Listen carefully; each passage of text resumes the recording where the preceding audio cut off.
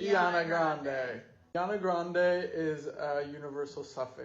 Downloads was off, so I could only cut a small piece of that video, but the examples that they gave actually give us a lot of insight into how Ariana Grande works linguistically.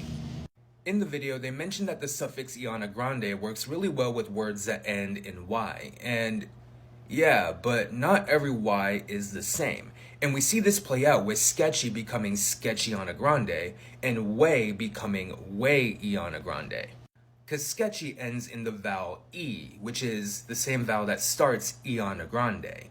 And when we add the suffix to sketchy, we're not doubling that last vowel. We're not saying sketchy Ariana Grande. We're just going Sketchiana Grande. So when we spell it, we might add the full suffix. We might change the Y to an I. But phonetically, we're just adding Ana Grande.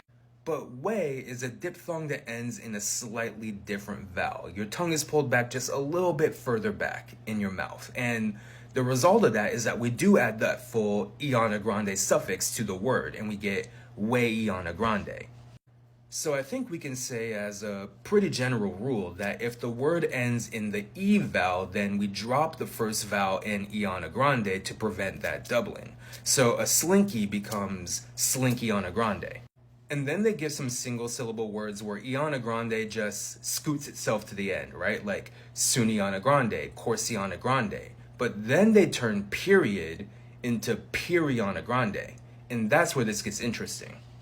My first thought with this was that in multisyllabic words, the suffix Ariana Grande wouldn't occur after unstressed syllables like the ud in period. And it just swallows up that syllable and replaces it. And that's what creates something like Piriana Grande. But that causes problems because a word like adopt is Adoptiana Grande, but adopted would also be Adoptiana Grande. And that might cause some confusion.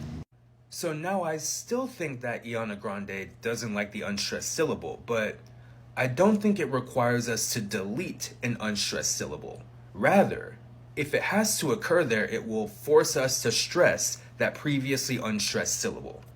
Like, you can try this for yourself, but if I don't stress the last syllable in adopted, it becomes very difficult for me to add Ariana Grande to it. Like, adopted,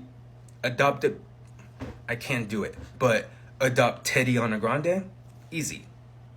And it's not unheard of for a suffix to change the stress patterns, like the suffix ity does that. It takes a word like mobile and turns it into mobility. So if I was to come up with a general rule for multisyllabic words, I would say that Ariana Grande occurs after the last stressed syllable. But if that action would make the word no longer make sense, then it can occur after an unstressed syllable, but it would demand that that syllable be stressed. And I also think that it's variations and exceptions to this, like the word remember could be Remembiana Grande or Remembiana Grande or Rememberiana Grande.